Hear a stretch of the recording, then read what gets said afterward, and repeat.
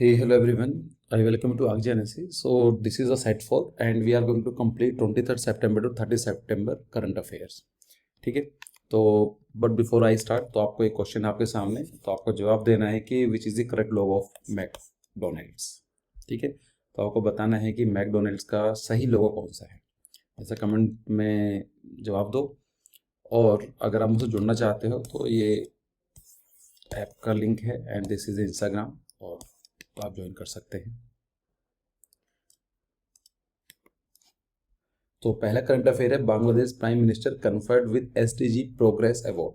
तो prime minister कौन है बांग्लादेश की? वो हैं शेख हसीना. और ये इंडिया के साथ प्रो इंडिया है, काफ़ी अच्छे रिलेशन है इंडिया और बांग्लादेश के. और as we know that Bangladesh 75th anniversary बना रहा है. Not 75th, it is a 50th anniversary. 1971 में एज अ बांग्लादेश है न्यू इंडिपेंडेंट सॉवरेन कंट्री का जन्म होता है. It was a part of the east Pakistan, लेकिन उसकी अलग हिस्ट्री है. तो पहले क्या हुआ करता था, पाकिस्तान देखो 1947 में, उससे पहले India was a one country, right. But after 1947 India was partition in two parts, India and Pakistan. Pakistan भी दो हुआ करते थे, ईस्ट पाकिस्तान, वेस्ट पाकिस्तान.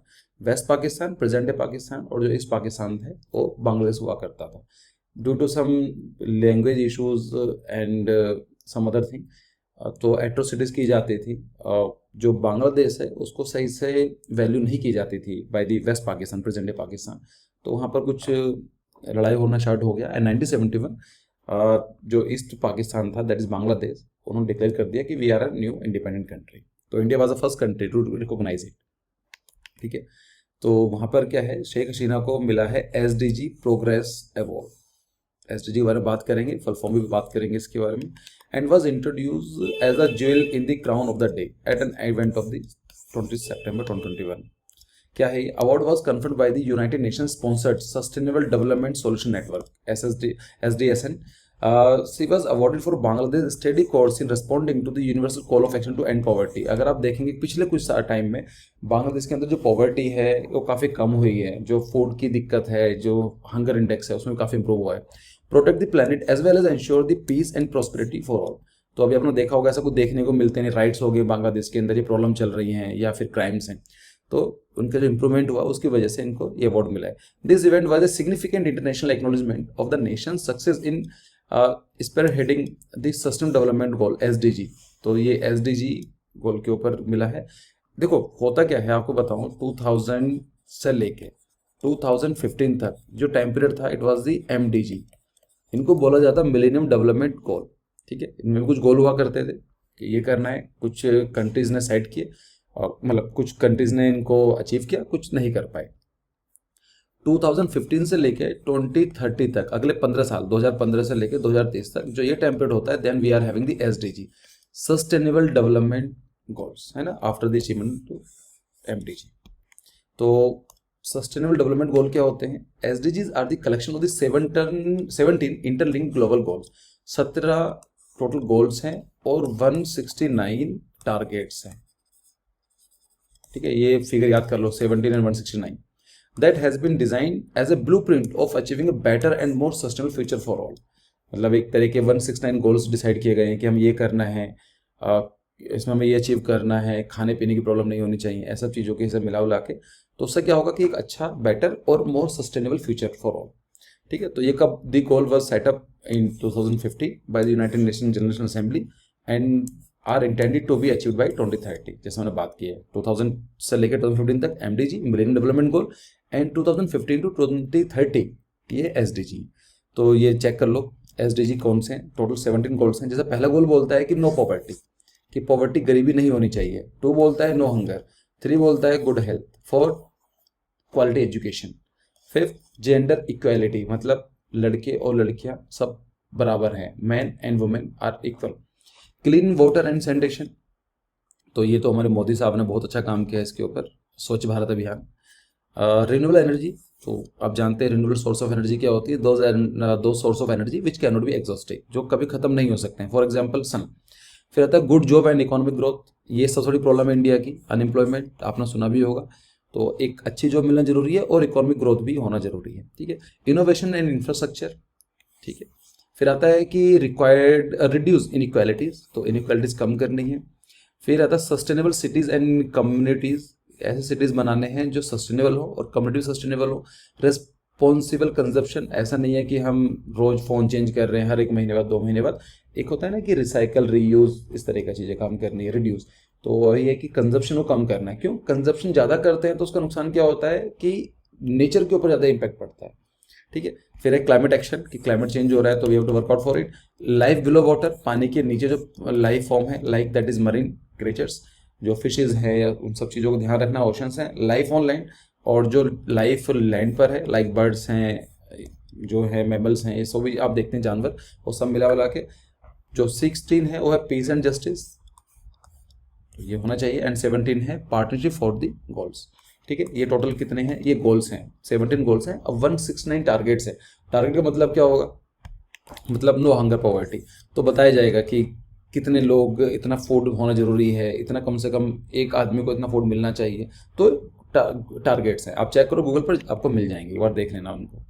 ठीक है। फिर आता है कि आईपीसीसी रिपोर्ट आई है, सी लेवल राइज इन सर्टेन। मतलब क्या है कि आईपीसीसी का फुल फॉर्म क्या होती है? Inter governmental panel on climate change recently publish the assessment report for working group title, group 1 title, उसका नाम है climate change 2021 the physical science basis, नाम है इस पूरी रिपोर्ट का, climate change 2021 and the physical. The report call for is a clear climate action, तो बोलते हैं कि ध्यान दे दो एनवायरनमेंट का या क्लाइमेट का, अदरवाइज कैटास्ट्रोफिक इवेंट हमें देखने को मिल सकते हैं। तो उन्होंने बताया है कि concern of rising sea level, about 700 million people around the world live along the coast, मतलब कोस्टल रीजन जैसे अपना इंडिया है, तो जो ये कोस्टल रीजन ये वाला पार्ट होता है, समुद्री वाला जो है, जहाँ से हमारा ओशन मिलता है। So about 700 million people across the world live along the coast and the plan to expand coastal cities still continue. ठीक है। ये तो आप जानते हैं, क्योंकि जो मेजर सिटीज़ होते हैं, जैसे आप इंडिया में कंपेयर करो, मुंबई, कोची, कोलकाता, ये सब, गोवा अगर हम बात करें, तो ये क्यों लोकेटेड है? Why they are prosperous? क्योंकि ट्रेड होता है, तो यहाँ पर अर्बनाइजेशन हमें ज़्यादा देखने को मिलता है। This understanding of the risk involve from climate change and rising sea level is crucial in 21st and 22nd century. तो ये चीज़ समझना बहुत जरूरी है कि इन फ्यूचर जो सी लेवल है वो राइज करेगा। Sea level will continue to rise even after emissions are no longer increasing because ocean responds slowly to warming। तो इस रिपोर्ट में ये बताया गया है कि अगर हम ये मान लेते हैं कि एक टाइम ऐसा आएगा जब हमारी जो अर्थ है, हम लोग इक्वल जो नो इमिशन, मतलब no carbon dioxide emission achieve कर लेंगे, उसके बाद भी ओशन का जो लेवल है वो बढ़ता रहेगा। क्यों? वो थोड़ा स्लो रिस्पॉन्ड करते हैं। Global mean sea level increase by 0.2 metre, मतलब 20 सेंटीमीटर। अगर आप देखेंगे तो पिछले अराउंड 120 ईयर्स में 20 सेंटीमीटर लेवल इंक्रीज हो चुका है ओशन का, जो कि बहुत ज़्यादा है। 20 सेंटीमीटर लगता कम है, लेकिन इनके जो इफेक्ट है काफ़ी ज़्यादा देखने को मिलते हैं। Average rate of sea level rise was 1.3 mm per year.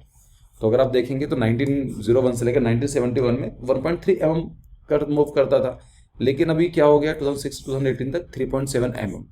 तो आप समझ सकते हैं एक साल में इतना मूव कर रहा है। आईपीसीसी की बात चल रही है तो पढ़ लेते हैं क्या है आईपीसीसी। तो यह है inter governmental panel on climate change. It is a international body for assessing the science related to the climate change. मतलब क्या है, एक ऐसी बॉडी है जो क्लाइमेट चेंज के बारे में रिपोर्ट पब्लिश करती है, बताती रहती है। तो it was set up in 1988 by the world meteorological organization, तो ये है WMO, और एक होता है यूनाइटेड नेशन एनवायरनमेंट प्रोग्राम। ये सब मैंने चीज़ डिस्कस की हुई हैं, एक मैंने वीडियो लेक्चर बनाया था, अगर आपको देखना होगा तो मुझे कमेंट सेक्शन में बता देना, मैं उसका लिंक शेयर कर दूंगा। To provide policy maker with regular assessment on the scientific basis, मतलब साइंटिफिक बेसिस है, ऐसा नहीं है कि कुछ ही बोल रहे हैं, it has to based on the facts. Climate change, its impact in future risk and option for adoption and the mitigation. ठीक है। फिर आता है कि world health organization revise air quality norms. देखो, जो कुछ ऑर्गेनाइजेशंस होती हैं वो एक स्टैंडर्ड सेट करती हैं कि इतना होना चाहिए। जैसा आपने देखा होगा, आप गाड़ी ड्राइव करते हैं या फिर आप बैठे होंगे अपने पेरेंट्स के साथ या पब्लिक ट्रांसपोर्टेशन के अंदर, तो एक लिमिट लिखी होती है कि NHAI के ऊपर, national highway authority of India, तो ये डिसाइड करती है कि यहाँ पर जो गाड़ी हो सकती है इट हैज़ टू मैक्सिमम 90। तो ऐसी रेगुलेटिंग बॉडीज होती हैं जो एक स्टैंडर्ड सेट करते हैं।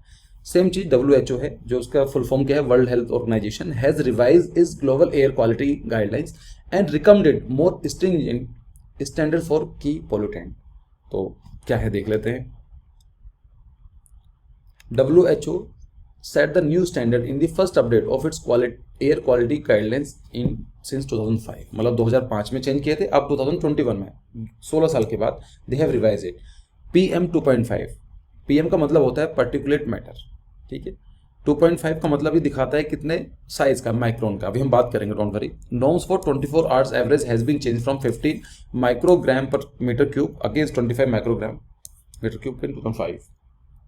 मतलब क्या है, 25 माइक्रोग्राम पर मीटर क्यूब को चेंज करके बोल दिया गया है कि आपका 24 घंटे का जो एवरेज होना चाहिए it has to be 15 microgram per metre cube, ये दे दिया गया है कि क्योंकि एवरेज का मतलब कभी हो सकता है ज़्यादा होगा कभी कम होगा, लेकिन जो एवरेज होना चाहिए पहले 25 था, अब ये बोला गया है कि 15 होना चाहिए। और अगर हम बात करें while the PM 2.5 norms for the annual average, तो पहले 10 था, उसको बोल दिया गया कि 5 से ज़्यादा नहीं होना चाहिए, ठीक है। अब PM का मतलब होता है पर्टिकुलेट मैटर। आपने एक चीज़ देखी होगी कि आप जब एक इनहेल करते हैं तो कुछ जब धूल होती है या फिर स्मॉल डस्ट पार्टिकल्स होते हैं वो हमारी बॉडी में जाते हैं, है ना, लंग्स उनको फिल्टर करते हैं। कुछ ऐसे पार्टिकल्स भी होते हैं जो बहुत ही छोटे होते हैं, माइन्यूट होते हैं, PM 2.5 PM 10 होते हैं, PM कुछ भी हो सकता है, 100 भी हो सकते हैं। तो अगर हम बात करें कि PM 2.5 कितना होता है, this is the human hair, अगर हम अपना बात करेंगे तो करीब 50 to 70 माइक्रोन का होता है। 50 से 70 माइक्रोन आपका हेयर जो हेड हेयर होता है, जो उसका डाया होता है, ठीक है। तो आप समझ सकते हैं 50-70 उसका 2.5, तो आप कितना होगा, अगर 10 की बात करेंगे तो इतना होगा, और 2.5 कितना होगा, उसके भी इतना छोटा सा पार्ट है। अगर इससे छोटे पार्टिकल्स जो होने चाहिए वो किसी भी टाइम पीरियड में 24 आवर्स में एवरेज जो होना चाहिए 15 माइक्रोन से ज़्यादा नहीं होना चाहिए, ठीक है। आई थिंक समझ में आ गया होगा। अच्छा मुझे ये बताइए कि which is more dangerous for the human health, मतलब PM 2.5 ज़्यादा डेंजरस है या फिर PM 10 है? इसका जवाब मुझे कमेंट सेक्शन में बताओ, देखते हैं कि आपको पता है नहीं पता है कि छोटे पार्टिकल ज़्यादा नुकसानदायक हैं या फिर बड़े पार्टिकल्स। अगर हम बात करें कि list of 15 most polluted city across the world, अगर दुनिया में हम ये देखा जाए कि सबसे जो 15 जो मोस्ट पोल्यूटेड सिटीज़ हैं, तो इसमें आप देखेंगे तो इंडिया के अंदर बहुत सारे हैं। दिल्ली है, लुधियाना है, कानपुर है, इलाहाबाद है, पटना है, रायपुर है, ग्वालियर है, और बाकी जो बचे हुए हैं यहाँ पर इराक, ईरान और ये सब छोटे। पाकिस्तान में भी होगा, पाकिस्तान के अंदर कंट्री कोई है नहीं क्या,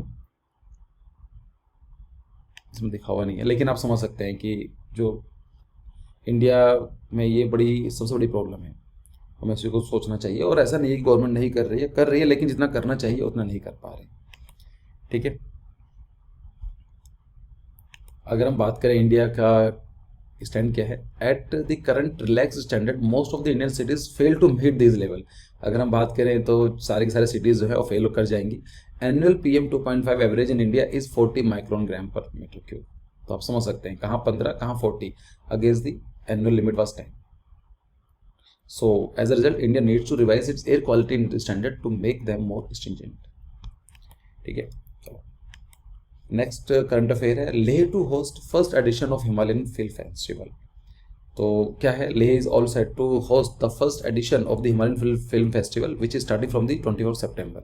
तो 24 से 28 सितंबर तक हुआ था, अब तो पुराना हो चुका है, तो 28 सितंबर तक है। The film festival will be inaugurated by the information and broadcasting minister Anurag Thakur on September 24।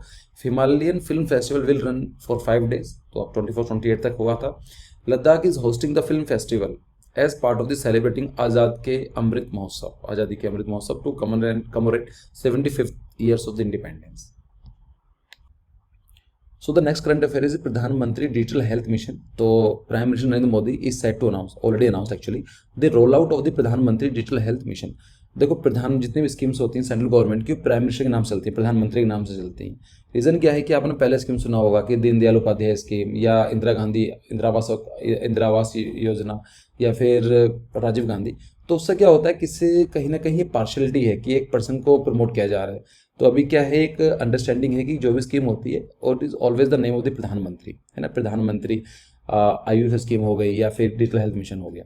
तो काम क्या होगा इस स्कीम का, the scheme will be launch with the aim to harness technology in order to improve the effectiveness, efficiency and transparency of the health care delivery across India. जो scheme का काम ये रहेगा कि जो टेक्नोलॉजी है उसको यूज़ किया जा सके हेल्थ के डिलीवरी को इंप्रूव करने के लिए, या उसको इफेक्टिव बनाने के लिए, या फिर उसको एफिशिएंसी को इंप्रूव करने के लिए, या फिर ट्रांसपेरेंसी को प्रमोट करने के लिए।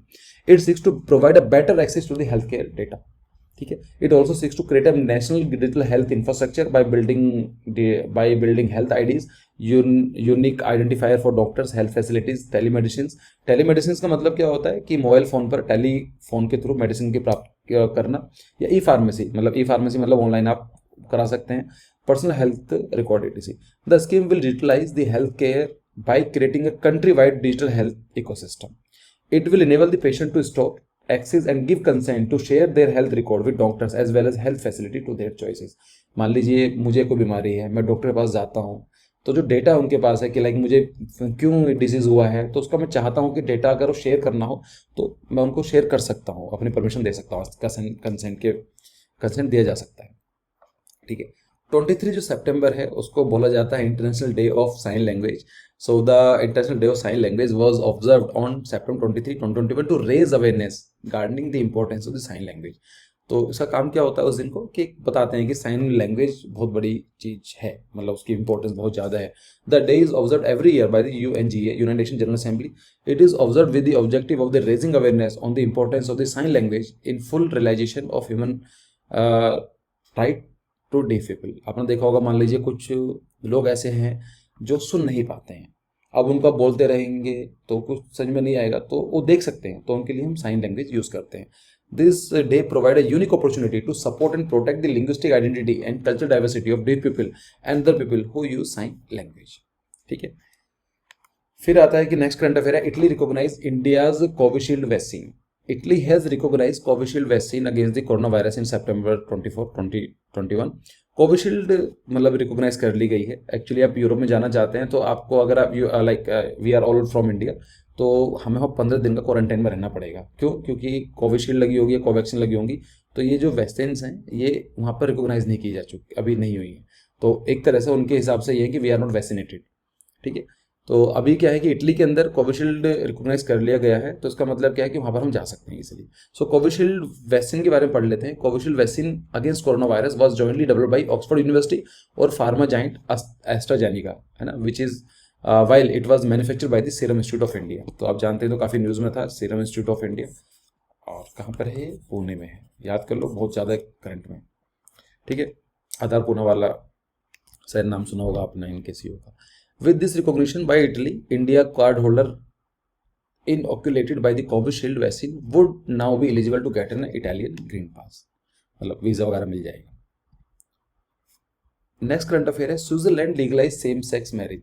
सेम सेक्स का मतलब क्या है? सेम सेक्स मैरिज मतलब होता है, जैसे मैं क्या हूँ, like I am Anurag Singh and I am male, तो मैं नॉर्मली क्या होता है कि ये माना जाता है कि मेल और फीमेल के साथ शादियाँ होती हैं, लेकिन कुछ लोग ऐसे हैं जिनका उनको प्रीफर करते हैं कि मेल के साथ मेल या फीमेल के साथ फीमेल, तो उनका होता है गेज, लेस्बियंस, इन सब चीज़ों के बारे में शायद आपने पढ़ा भी होगा। तो इंडिया के अंदर भी काफ़ी इंपॉर्टेंट रहा है 377 सेक्शन, आपने शायद सुना होगा सेक्शन 377। तो इंडिया के अंदर लीगलाइज है, यस लीगलाइज है, मतलब अगर कोई लड़का एक लड़के शादी करना चाहता है तो ये लीगल है। 377 ये मना करता था, लेकिन सुप्रीम कोर्ट ने इनको हटा दिया है कि इट इज़ अनकॉन्स्टिट्यूशनल, ये संविधान की अगेंस्ट जाता है, ठीक है। तो हमारे इंडिया के अंदर जो है गेज और लेस्बियन और बाकी सारी बहुत सारे चीज़ें होती हैं, वो सब अलाउड है। So voters in Switzerland decided to legalise same sex marriage on September 26, 2021। It makes Switzerland one of the last countries in western Europe to do so. मतलब एक दो कंट्री और है, अभी बात करेंगे, नहीं तो बाकी सारी कंट्रीज़ ने, अगर आप वेस्टर्न यूरोप में कौन कौन सी कंट्रीज़ आती हैं, अगर आप ऊपर से देखेंगे तो स्कैंडिनेवियन कंट्रीज़ आती हैं, फिर डेनमार्क आता है, फिर नीदरलैंड्स है, उसके नीचे बेल्जियम है, फिर लग्जमबर्ग है, फिर फ्रांस है, नीचे आप जाएंगे तो स्पेन है, फिर पोर्तुगीज़ है, फिर थोड़ा सा उधर चलेंगे तो इधर स्विट्ज़रलैंड, इटली और जर्मनी। तो ये जो कंट्रीज़ हैं वेस्टर्न यूरोप में आती हैं, तो सभी की सभी वेस्टर्न यूरोपियन कंट्रीज़ के अंदर सेम सेक्स जो मैरिज हैं वो लीगलाइज हैं। So apart from opening up the option of the marriage to all couples, government also approved an amendment to Switzerland marriage law, which was put to voters in a referendum. The law also grant lesbian couples to get access to sperm banks as well as allow same-sex couple to adopt children. मतलब क्या है कि lesbian जो couples हैं वो चाहें तो sperm के थ्रू प्रेग्नेंट हो सकती हैं, या फिर जो सेम सेक्स जो कपल्स हैं वो बच्चों को अडॉप्ट भी कर सकते हैं, ठीक है। So under the amended law same sex couple will be able to have a civil wedding, तो they will be granted the same institution and legal rights as heterosexual couples. Heterosexual मतलब male female, ठीक है। कौन सा country ऐसा है जिसने अभी लीगलाइज नहीं किया है? सो country not allowing same sex marriage, so Italy is the only country in the western Europe which does not allows marriage between the same sex, it only allows civil unions।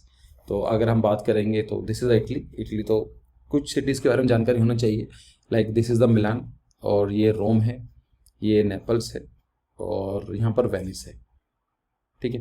तो Venice को आप जानते हैं कि एक question आया भी था जेई के अंदर, the city is famous for the water canals, ठीक है। मिलान जो है it is called as the fashion capital of the world. Rome क्या है तो आप जानते हैं, रोम तो मार्वलस आर्किटेक्चरली, तो ये बोला जाता है कि Rome was not built in a day. तो रोम के अंदर कौन कौन सी चीज़ें हैं अगर आप देखें तो कोलोजियम और पैंथियन टेम्पल, और क्या है, ट्रेवी फाउंटेन्स, और बहुत सारी चीज़ें हैं, लेकिन ये सब चीज़ें आपको पता होनी चाहिए, ये जानकारी होनी चाहिए। नेपल्स के अंदर क्या है, एक यहाँ पर आप माउंट वेसुवियस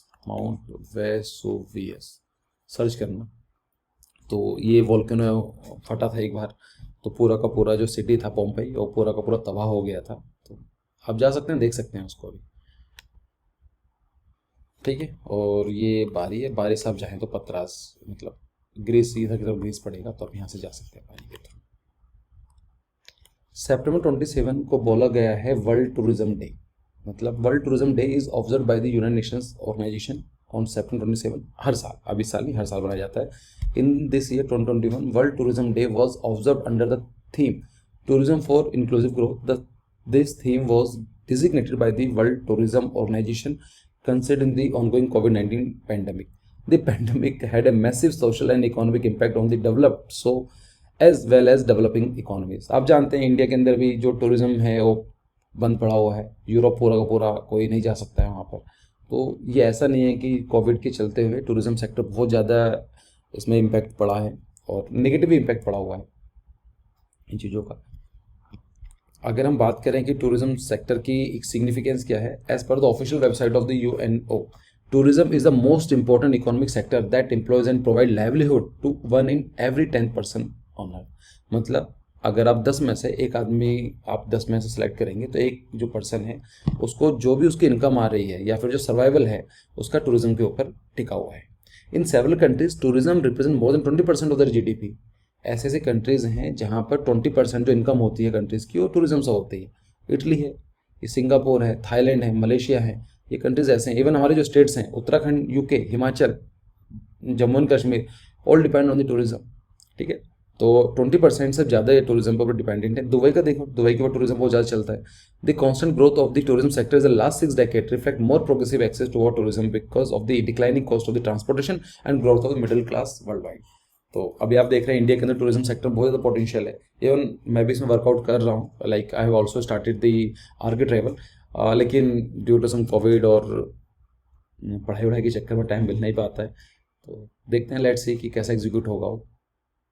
अगर मैं आपको पूरा फैक्ट बताऊँ कि दुनिया की 9% जो जीडीपी है वो टूरिज्म से ही जनरेट होती है। मतलब अगर पूरी दुनिया 100 रुपये कमाती है तो 9 रुपये टूरिज्म से आते हैं, ठीक है। देखो, मैं एक चीज़ और आपसे बात करना चाहता हूँ कि आई नो कि जो हम करंट अफेयर पढ़ रहे हैं it is much in details, लेकिन अभी हमारे पास टाइम है और नॉलेज कभी ख़राब नहीं जाती है। आई नो कि इतना तो नहीं पूछेंगे आपसे नाटा और जेई के अंदर, लेकिन मैं चाहता हूं कि आपसे डिस्कस करने के लिए, आपको इंटरेस्टिंग बनाने के लिए, और आपको पता भी होना चाहिए। कल आपको में भी हो सकता है गवर्नमेंट सर्विसेज तैयारी करेंगे आप, अगर नहीं भी तैयारी भी करेंगे तो ये सब चीज़ें बहुत बेसिक हैं।